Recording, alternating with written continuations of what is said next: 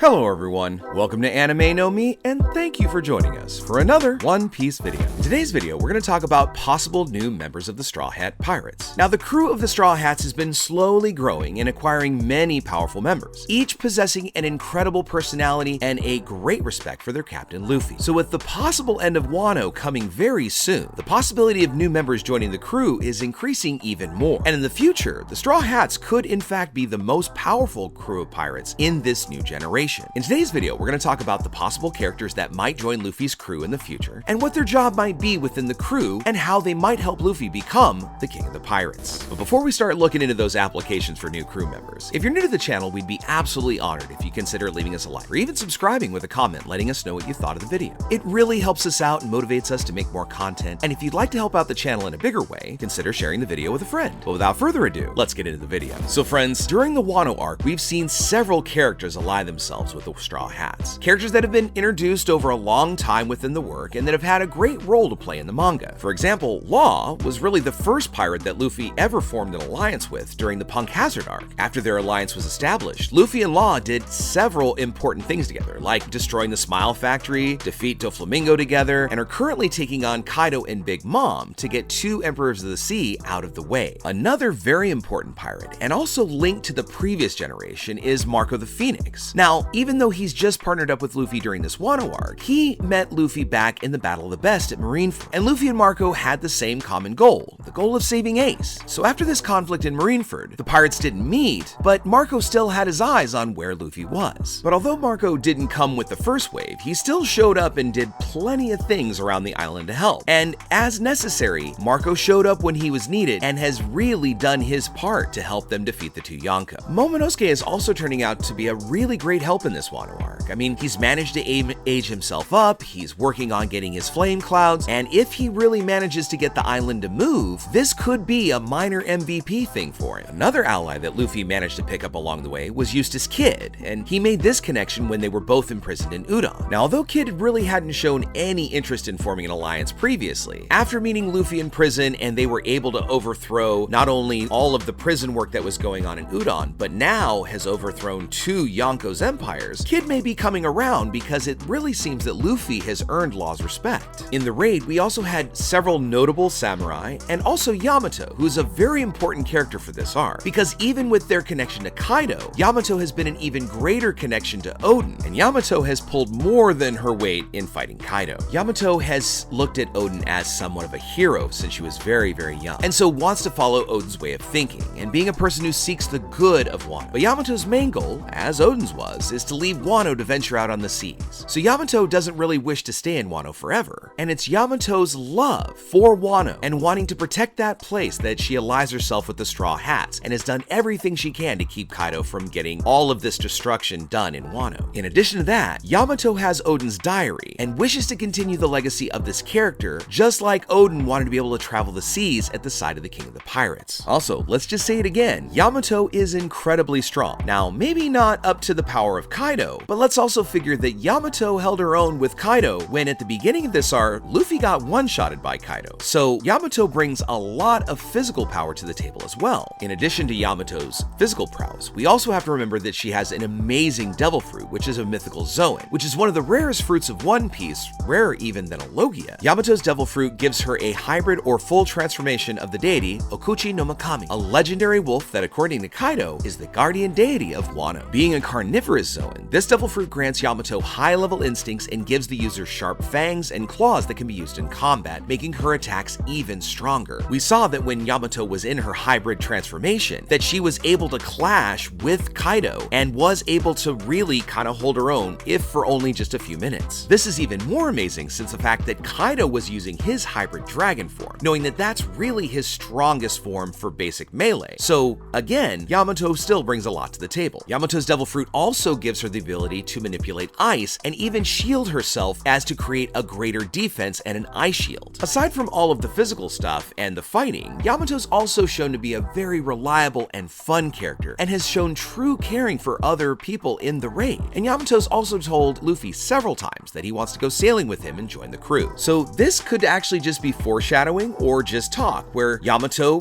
could, if invited, become a new member of the Straw Hats. For her part on the crew, Yamato could form some somewhat of a advanced kind of line or something that clears the way for the crew, and being responsible for the front line of a fight so that the captain can proceed without anyone getting in his way. And this proves to be something that Yamato is really good at, because during the Wano arc, Yamato was clearing the way for Luffy to get past Kaido's pirates. And not only that, Yamato kept Kaido busy for quite a while until Luffy could regain his strength and get back in the fight. So Yamato's become a character who's always giving great support to Luffy in the front line and could play a role, but the community still seems kind of split on whether Yamato's gonna make it. There are thoughts in the community that Marco might even join the Straw Hats after this Wano confrontation, but we have to remember two factors that really might prohibit him from joining. The first is the fact that Marco was the doctor of his crew. Even though Marco was a former commander of the 1st Division of the Whitebeard Pirates, his main function was to be the doctor, so his main function was to heal the members of his crew, although as we've seen, he's also very skilled in combat. But on the medical front, Straw Hats already have the Dr. Chopper, so Marco wouldn't be able to replace him, and within a crew, each member has to perform a function. So even though it might be good to have two doctors, I mean, let's be real, Luffy gets himself into a lot of trouble, it may not be very effective. The second, and probably more important reason, is that Marco's given up his life as a pirate. Now, although this doesn't rule out the option of him getting involved and fighting together with other pirates, he really just doesn't want to be part of a crew anymore. I mean, he had his time with Whitebeard and it was an amazing time. So Marco may not end up joining the crew, but this doesn't rule out that he doesn't ally himself with Luffy and everybody else in the future, because we still have powerful enemies such as Teach or Im-sama. Let's not forget that Marco has a score to settle with Teach for all of his treachery on Whitebeard's crew. Another character that may not end up joining the Straw Hats even if invited, but still could be in great importance to the story would be Momonosuke. Now, he still has this obligation to lead Wano, and probably wouldn't want to go out right away to sail with the Straw Hats. But in the future, Momo could be a great help to Luffy, especially if he needs it, because after this conflict in Wano, Momonosuke will have the ninjas and samurai fighting for him. So if Luffy needs that help, you know that Momonosuke and every one of the other samurais allied would definitely show up to back up Luffy. Not only that, Momonosuke could also directly help Luffy in combat with his dragon transformation. Now, he may not know how to use it very well yet, but this is gonna change in the future. So once Momonosuke gets his transformation down and perfects all of his abilities, we know that he would be an amazing assistance, because just taking Kaido as a measure, that just brings so much more power to Luffy's side. On top of that, could you just imagine final fight, Luffy riding in on a dragon? I mean, if that's not a pirate king, I don't know what is. So whoever ends up joining the crew, we know that they're gonna be there to help Luffy realize his dream of becoming the pirate king. And even if he doesn't get too many more crew members, Luffy also has a huge roster of allies that will always help him in the future if he ever needs help. Luffy's also gonna come out of this conflict with an alliance with two other supernovas, being Law and Kid. And these two supernovas could easily end up being Yonko as well. So with this added power, it gives Luffy a greater flexibility to go up against an even more powerful pirate, or even the world government. But in any case, we know that Luffy has always been able to make such incredible important alliances throughout his whole journey. He already has on his side a huge Straw Hat fleet that are always at his disposal. And not only that, he has acquired allies such as Vivi, who's the Princess of Alabasta, or even King Neptune, who's the King of the Fishmen. And every one of these alliances and friends and people would come out to support Luffy if a major conflict were to break out. And even if it doesn't appear so, Luffy also has to have the revolutionaries on his side as well. Just consider the fact that the highest ranking members of this organization have some relationship with Luffy. I mean, the leader is his father, the direct right arm of Dragon is Sabo, Luffy's brother. Luffy also has a deep connection with Ivankov, and on top of that, Robin spent her time during the time skip with the revolutionaries. So we have to know that all of these different people and all of these different organizations are gonna have similar goals and will end up coming out to support Luffy. So whoever ends up joining the crew,